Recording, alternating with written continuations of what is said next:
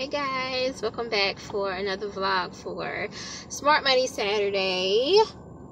As you can see, it's a ponytail kind of day. And I'm gonna get a quick stop, just got some gas. Today has been busy so far, but I got a few more stops to make, and then I'm gonna hit the library. Gotta do some work. So anyway, today is the 1-year anniversary of my grandmother's death. She died about 4:27 a.m. on this day last year. So I don't know, today's been a little melancholy. That's the mood. But I keep reminding myself that, you know, life is precious and we're all gonna die. As morbid as that sounds, it's just the reality of life. We're all gonna die. But it's more so about, how did you live? How was your life while you were here? Who did you impact? What kind of standard of living did you have? Were you living in poverty the whole time? Were you stressing about money the whole time? And it's interesting because in my book I write about that, and being raised in that type of family system where money was talked about a lot, but in a negative way. It was always in a sense of lack. We were always lacking, and my grandparents were kind of the foundation of that. So, you know, I write about that, and I think when I finished my book, my manuscript, I was like, I don't know how my grandparents are going to feel. So I know the timing of it is perfect in a sense that it's crazy. In this 1 year, both my parents have passed away. And that for me is more confirmation that now I can like really speak my truth and share my truth in the form of my book, releasing my book next year. So it's definitely time, and I think people will really understand me a lot more and why I grind as hard as I do, and why I'm so focused on breaking the generational curse of poverty. You know, for me, my grandparents definitely served as motivation in the sense of what not to do. And that may sound bad just for some people, to some people, but my grandfather worked as a custodian for over 30-something years. He retired from that. And my grandmother, she worked in those meals, those, I don't even know what you call them, but like they slaughtered hogs to make like liver mush and chitlins and that kind of stuff. And then she picked cotton at some point. I remember her telling me that. And then she would like, I don't know, just so many different types of jobs that she worked. And granted, they definitely put food on the table. She had 8 children with my grandfather. But I remember her framing my newspaper article that I was featured on, My Children and I. You know, it said not a statistic, and that I was breaking the statistics, right? So she framed that, and I was wondering, like, what did my accomplishments mean to her, having been the only grandchild who finished college twice, you know. And she framed that and put it in her living room right in the middle of the wall. Like, so I was like, I have to keep going. I have to break the curse. I have to be better. I have to not live in poverty. I have to just live differently, even if I don't do it for myself, for my children, but in their honor. You know, I'm sure there were days when they prayed, like, God, fix this. What can I do to have a better life and not struggle anymore? Well, even though they didn't experience that, but I can. My children can. My grandchildren can. My great-grandchildren can. So that's my mood right now, y'all. It's kind of, you know.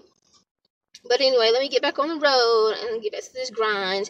I will check back in with you guys later, and I will share with you guys a lot of exciting news. Yeah. So I'll see you in the next clip. Hey guys, welcome back. So I'm finally home and settled, kind of. I'm about to. So let me just give you guys an update. So the final Smart Money Saturday vlog for this month will be today, because the next time I see you guys will be the first weekend of November, and we'll be off to another student loan.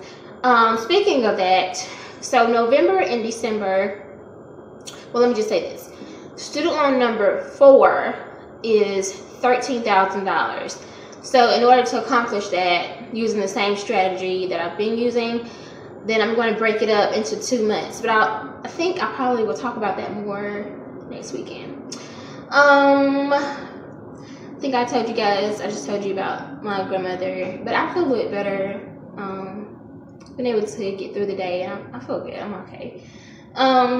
So yeah, I signed my third contract, or third job, however you want to say it. So my first main job is, like, I call it my day job. That's where I work at a clinic, early morning to like mid-afternoon. And then I have a contract where I see people in the community in their homes. And so this third job contract, it's actually a contract, it's the same type of deal as the second job, or the contract. So I have one like day job and 2 contracts, if that makes sense, which equal to 3 different sources of income. Now, the reason why I chose to take a second contract is because my first contract, we only paid once a month, as you guys already know. And last week or a couple weeks ago when I got paid, they left off some notes that I submitted. And, you know, it kind of set me back on making my student loan payment. That just kind of really bothered me. I'm just like, I'm not about to deal with that. Like, no. So I'm not angry or anything like that, but I'm just like, okay. And so I got a referral by another clinician, and I interviewed, and they were like, yeah, we want you. So, and actually the director told me that starting in December, if we submit all our notes on time, then they'll actually start paying us weekly. So can you imagine that? Like, I literally can pay everything off in one, like, per month, instead of waiting, like, to earn the money all in one month and then I won't get paid until the following month. Like, that right there is just too much. So, like, this opportunity is great. Like, so I'm not going to be tired or wore out.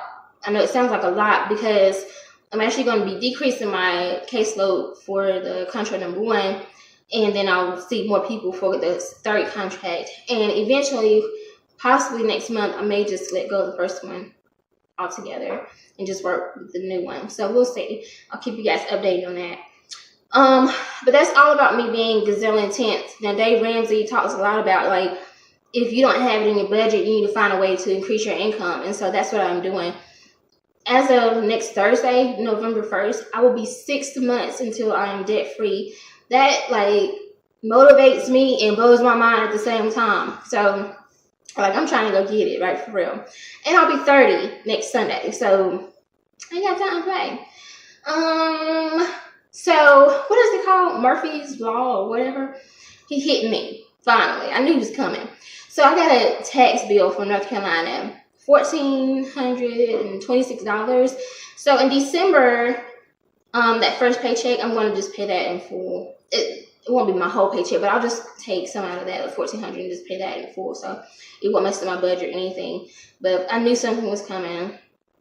And then I got to pay my taxes for the contracts that I have now. So I'm going to start working on that, calculating that, and putting that in the budget as well. I am taking some time off in November to go to North Carolina, probably like a day trip, because I don't want to miss out on some of my clients and making the money that I need to make to make sure that I fulfill this goal. Like, my mom knows what I'm trying to do, and she's with me on this. So my family respects my grind right now. And they know that I love them and I want to see them, but right now I gotta grind. So, last but not least, so when I get paid in November, by the end of November, I will have all 3 loans paid in full, completely full, paid. And that's kind of what I'm focused on right now. Before I even really think about student loan number 4, I just want to make sure I pay all of this, like, just get those 3 going.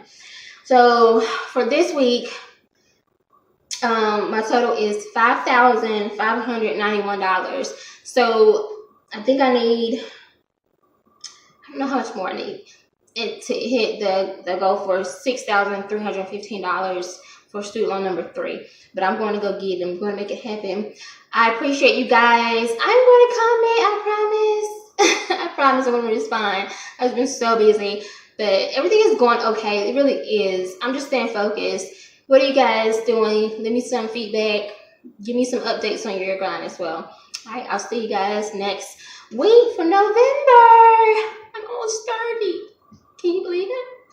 All right, see you guys later.